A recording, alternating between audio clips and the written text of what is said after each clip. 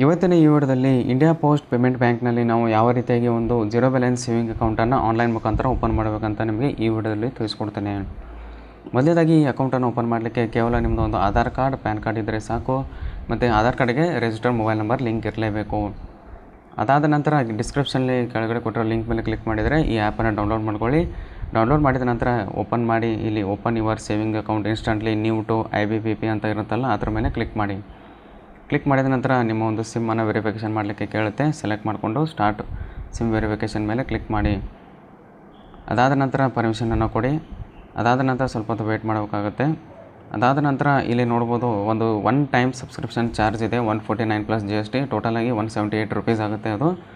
ಅದಾದ ನಂತರ ಅಗ್ರಿ ಕೊಡಿ. ಅದು ಒನ್ ಟೈಮ್ ಇರುತ್ತೆ. ನೀವೇನಾದರೂ ಇಂಡಿಯಾ ಬಿಟ್ಟು ಟ್ಯಾಕ್ಸನ್ನು ತುಂಬ್ತೀರಾ ಅಂತ ಕೇಳ್ತಾ ಇದೆ, ನೋ ಅಂತ ಕ್ಲಿಕ್ ಮಾಡಿ. ನೀವೇನಾದರೂ ಪೇ ಮಾಡ್ತಿದ್ರೆ ಎಸ್ ಅಂತ ನೀವು ಕ್ಲಿಕ್ ಮಾಡ್ಬೋದು. ಇಲ್ಲಿ ನಿಮ್ಮ ಆಧಾರ್ ನಂಬರನ್ನು ಹಾಕಿ, ಸೇಮ್ ಆಧಾರ್ ನಂಬರನ್ನ ರೀಎಂಟರ್ ಮಾಡಿ. ಅದಾದ ನಂತರ ಪ್ಯಾನ್ ನಂಬರನ್ನು ಹಾಕಿ ಈ ಟರ್ಮ್ಸ್ ಆ್ಯಂಡ್ ಕಂಡೀಷನ್ಗಳನ್ನ ಎಲ್ಲವನ್ನು ಎಕ್ಸೆಪ್ಟ್ ಮಾಡಿ ಸಬ್ಮಿಟ್ ಮೇಲೆ ಕ್ಲಿಕ್ ಮಾಡಿ. ಸಬ್ಮಿಟ್ ಮೇಲೆ ಕ್ಲಿಕ್ ಮಾಡಿದ ನಂತರ ಇನ್ನೊಂದು ಏನು ಹೇಳಬೇಕಂದ್ರೆ, ನೀವು ಇದೊಂದು ಮಿನಿ KYC ಆಗಿರುತ್ತದೆ. ಏಕೆಂದರೆ ನಾವು ಒಂದು ಫುಲ್ KYC ಮಾಡಬೇಕಂದ್ರೆ ನಿಮ್ಮ ಒಂದು ನಿಯರೆಸ್ಟ್ ಇಂಡಿಯಾ ಪೋಸ್ಟ್ ಪೇಮೆಂಟ್ ಬ್ಯಾಂಕ್ನಲ್ಲಿ ಹೋಗಿ ಒಂದು ಫುಲ್ KYCನ ಮಾಡಬೇಕು. ಅದಕ್ಕಿಂತ ಮುಂಚೆ ನೀವೇನಾದರೂ ಅಕೌಂಟನ್ನು ಯೂಸ್ ಮಾಡ್ತೀರಾ ಅಂದರೆ KYC ಕಂಪ್ಲೀಟ್ ಮಾಡೋಕ್ಕಿಂತ ಮುಂಚೆನೇ ನಿಮ್ಮೊಂದು ಮಂತ್ಲಿ 10,000 ರುಪೀಸನ್ನು ಒಂದು ಲಿಮಿಟೇಷನ್ ಇರುತ್ತೆ. ಮಂತ್ಲಿ ನೀವು 10,000 ಟ್ರಾನ್ಸಾಕ್ಷನನ್ನು ಮಾಡ್ಬೋದು, ಅದಕ್ಕಿಂತ ಜಾಸ್ತಿ ಮಾಡೋಕ್ಕಾಗಲ್ಲ. ಅದಕ್ಕಾಗಿ ಫುಲ್ KYCಯನ್ನು ಕಂಪ್ಲೀಟ್ ಮಾಡ್ಕೊಳ್ಳಿ. ಅಲ್ಲಿ ಹೋಗಿ ಅಲ್ಲೇನೆಲ್ಲ ಕೇವಲ ಒಂದು ಆಧಾರ್ ಕಾರ್ಡ್, ಪ್ಯಾನ್ ಕಾರ್ಡ್ ಮತ್ತು ಹೋಗಿ ಒಂದು ಸಿಗ್ನೇಚರ್ ಕೊಟ್ಟು ಒಂದು ಪಾಸ್ಪೋರ್ಟ್ ಸೈಜ್ ಫೋಟೋವನ್ನು ಕೂಡ ತೊಗೊಂಡು ಹೋಗಬೇಕು. ಅದಾದ ನಂತರ ಕೇವಲ ಒಂದು 5 ರಿಂದ 10 ನಿಮಿಷಗಳಲ್ಲಿ ನಿಮ್ಮ ಒಂದು KYCಯನ್ನು ಕಂಪ್ಲೀಟ್ ಮಾಡಿ ಕೊಡ್ತಾರೆ. ಈಗ ಸಬ್ಮಿಟ್ ಮಾಡಿ ಕ್ಲಿಕ್ ಮಾಡೋಣ. ಕ್ಲಿಕ್ ಮಾಡಿದ ನಂತರ ಕೇವಲ ಒಂದು 5 ಸ್ಟೆಪ್ ಇದೆ. ಇಲ್ಲಿ ಪರ್ಸನಲ್ ಇನ್ಫಾರ್ಮೇಷನ್ ಮೇಲೆ ಕ್ಲಿಕ್ ಮಾಡಿ. ಕ್ಲಿಕ್ ಮಾಡಿದ ನಂತರ ಇಲ್ಲಿ ಪರ್ಸನಲ್ ಇನ್ಫಾರ್ಮೇಷನ್ ಆಧಾರ್ ಕಾರ್ಡ್ದಿಂದ ತೊಗೊಂಡಿರುತ್ತೆ ಸ್ವಲ್ಪ.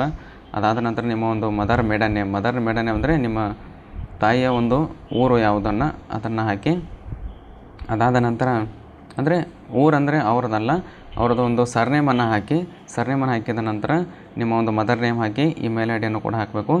ಇಮೇಲ್ ID ಹಾಕಿ ಇಲ್ಲಿ ಸೇವ್ ಮೇಲೆ ಕ್ಲಿಕ್ ಮಾಡಿ.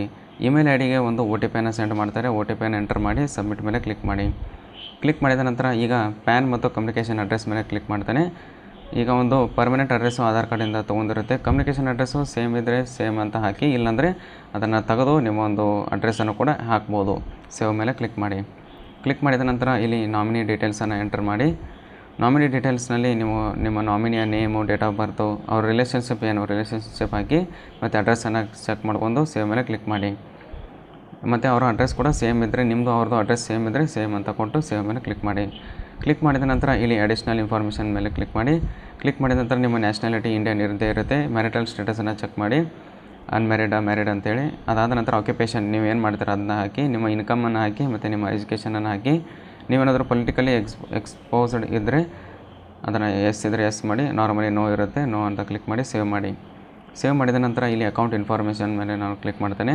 ನೀವೇನಾದರೂ DBT ಸರ್ವಿಸಸನ್ನು ನೀವು ಇದೇ ಅಕೌಂಟನ್ನು ಲಿಂಕ್ ಮಾಡಬೇಕಂದ್ರೆ, ಅಂದರೆ ಆಧಾರ್ ಕಾರ್ಡ್ಗೆ ಇದೇ ಅಕೌಂಟನ್ನು ನೀವು ಒಂದು ಅಕೌಂಟನ್ನು ಆ್ಯಡ್ ಮಾಡ್ತೀರಾ ಅಂದರೆ ಇದನ್ನ ಅಗ್ರಿ ಟು ರಿಸೀವ್ ಅಂತ ಕ್ಲಿಕ್ ಮಾಡಿ. ನಿಮಗೆ ಬೇಡ ಅಂದರೆ no I don't want to change DBT, ನಿಮ್ಮದು ಹಳೆ ಯಾವುದಾದ್ರೂ ಬ್ಯಾಂಕ್ನಲ್ಲಿ ಇದ್ದರೆ ಅದೇ ಬೇಕಂದರೆ ಇದು no I don't want to change DBT mapping ಅಂತ ಕ್ಲಿಕ್ ಮಾಡಿ ಸೇವ್ ಮೇಲೆ ಕ್ಲಿಕ್ ಮಾಡಿ. ಅದಾದ ನಂತರ ಎಲ್ಲ ಇಲ್ಲಿ ನೋಡ್ಬೋದು ಫಾರ್ಮ್ ಫಿಲಪ್ ಆಗಿದೆ. ಕಂಟಿನ್ಯೂ ಮೇಲೆ ಕ್ಲಿಕ್ ಮಾಡಿ. ಕಂಟಿನ್ಯೂ ಮೇಲೆ ಕ್ಲಿಕ್ ಮಾಡಿದ ನಂತರ ನೀವು ಏನೇ ಡೀಟೇಲ್ಸ್ ಫಿಲ್ ಮಾಡಿರ್ತಾರೋ ಎಲ್ಲವೂ ಇಲ್ಲಿರುತ್ತೆ. ಅದಾದ ನಂತರ ಕನ್ಫರ್ಮ್ ಮೇಲೆ ಕ್ಲಿಕ್ ಮಾಡಿ. ಇಲ್ಲಿ ಅದಕ್ಕಿಂತ ಮುಂಚೆ ಇಲ್ಲಿ ಲಾಸ್ಟ್ನಲ್ಲಿ ನೋಡ್ಬೋದು ಎಲ್ಲ ಒಂದು ಚಾರ್ಜ್ ಏನಿದೆ ಈ ಕೇವಲ ಒಂದು 175 ರುಪೀಸು ಒನ್ ಟೈಮ್ ನಿಮಗೆ ಚಾರ್ಜ್ ಆಗುತ್ತೆ. ಕನ್ಫರ್ಮ್ ಮೇಲೆ ಕ್ಲಿಕ್ ಮಾಡಿ. ಇವಾಗ ನೀವು ಕನ್ಫರ್ಮ್ ಮೇಲೆ ಕ್ಲಿಕ್ ಮಾಡ್ತಾರೋ ನೀವು ಆ್ಯಪನ್ನು ಲಾಗಿನ್ ಮಾಡಲಿಕ್ಕೆ ಒಂದು ಪಿನ್ನನ್ನು ಸೆಟ್ ಮಾಡಬೇಕಾಗುತ್ತೆ. 4 ಡಿಜಿಟ್ ಪಿನ್ನನ್ನು 2 ಸರ್ತಿ ಎಂಟರ್ ಮಾಡಿ ಸೆಟ್ MPIN ಮೇಲೆ ಕ್ಲಿಕ್ ಮಾಡಿ. ಕ್ಲಿಕ್ ಮಾಡಿದ ನಂತರ ಇಲ್ಲಿ ಒಂದು 4 ಕ್ವಶನ್ಗಳನ್ನು ಹಾಕಬೇಕು. ಅದಕ್ಕೆ ಒಂದು ಆನ್ಸರನ್ನು ಕೂಡ ಹಾಕಬೇಕು. ಯಾವುದಂತ ನೀವು ನೋಡಿಕೊಂಡು ಎಲ್ಲವನ್ನು ಫಿಲ್ ಮಾಡಿ ಸಬ್ಮಿಟ್ ಮೇಲೆ ಕ್ಲಿಕ್ ಮಾಡಿ. ಅದು ಸೆಕ್ಯೂರಿಟಿ ಕ್ವಶನ್ ಇರುತ್ತೆ. ನೀವೇನಾದರೂ ಪಾಸ್ವರ್ಡ್ ಮರೆತು ಹೋದರೆ ಅದನ್ನು ಸೆಕ್ಯೂರಿಟಿ ಕ್ವಶನ್ಸ್ ಮುಖಾಂತರ ನೀವು ಅದನ್ನ ರಿಸೆಟ್ ಕೂಡ ಮಾಡ್ಬೋದು. ಎಲ್ಲವನ್ನು ಎಂಟರ್ ಮಾಡಿದ ನಂತರ ಆಧಾರ್ OTP ಮತ್ತೊಮ್ಮೆ ಕೇಳುತ್ತೆ. ಸೈನ್ ಮಾಡಲಿಕ್ಕೆ ಹಾಕಿದ ನಂತರ ಇಲ್ಲಿ ನೋಡ್ಬೋದು ಇನ್ಸ್ಟಂಟಾಗಿ ಅಕೌಂಟ್ ಓಪನ್ ಆಗುತ್ತೆ. ನಿಮ್ಮ customer name, customer ID, customer account number ಇದನ್ನು ನಿಮ್ಮ ರಿಜಿಸ್ಟರ್ ಮೊಬೈಲ್ ನಂಬರ್ ಮತ್ತು ಇಮೇಲ್ IDಗೂ ಕೂಡ ಸೆಂಡ್ ಮಾಡಿರ್ತಾರೆ. ಈಗ ನೀವು ಫಂಡನ್ನು ಕೂಡ ಆ್ಯಡ್ ಮಾಡ್ಬೋದು. ಇಲ್ಲಾಂದರೆ ಲಾಗಿನ್ ಮೇಲೆ ಕ್ಲಿಕ್ ಮಾಡಿ. ಯಾವಾಗ ನೀವು ಲಾಗಿನ್ ಮೇಲೆ ಕ್ಲಿಕ್ ಮಾಡಿದ್ರೋ ಇಲ್ಲಿ MPIN ಎಂಟರ್ ಮಾಡಿ.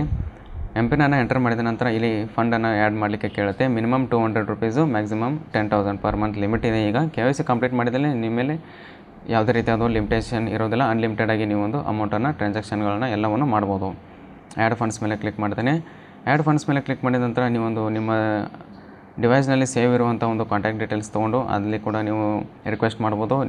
ನಾನೇನು ಹೇಳ್ತೇನೆ ಅಂದರೆ ಭೀಮ್ U P I I D ಮೇಲೆ ಕ್ಲಿಕ್ ಮಾಡಿದ ನಂತರ ನಿಮ್ಮ ಒಂದು ಫೋನ್ಪೇ, ಪೇಟಿಎಮ್, ಗೂಗಲ್ ಪೇ ಇನ್ನಿತರದ ಬ್ಯಾಂಕಿನ ಒಂದು U P I I D ಇರುತ್ತಲ್ವ ಅದನ್ನು ಇಲ್ಲಿ ಎಂಟರ್ ಮಾಡಿ. ಫಾರ್ ಎಕ್ಸಾಂಪಲ್ ನಾನು ಈಗ ಪೇಟಿಎಮ್ನಲ್ಲಿ ತೋರಿಸ್ತಾ ಇದ್ದೀನಿ. ಇಲ್ಲಿ ಮೇಲೆ ನೋಡ್ಬೋದು ನೀವು, ಅದ್ರ ಮೇಲೆ ಕ್ಲಿಕ್ ಮಾಡ್ಕೊಳ್ಳಿ. ಅದನ್ನು ಕಾಪಿ ಮಾಡಿಕೊಂಡು ಇಲ್ಲಿ ಪೇಸ್ಟ್ ಮಾಡಿ ವೆರಿಫೈ ಮೇಲೆ ಕ್ಲಿಕ್ ಮಾಡಿದ ನಂತರ ನಿಮ್ಮ ಒಂದು ನೇಮ್ ಕೂಡ ಶೋ ಆಗುತ್ತೆ. ನಾನು ಹೈಡ್ ಮಾಡಿದ್ದೇನೆ. ಈಗ ಕಂಟಿನ್ಯೂ ಮೇಲೆ ಕ್ಲಿಕ್ ಮಾಡಿದ ನಂತರ ಅಮೌಂಟ್ ಎಷ್ಟು ₹200 ಮಿನಿಮಮ್ಮು, ಮ್ಯಾಕ್ಸಿಮಮ್ 10,000 ಮಾತ್ರ ಹಾಕಿ KYC ಕಂಪ್ಲೀಟ್ ಮಾಡುವವರೆಗೂ.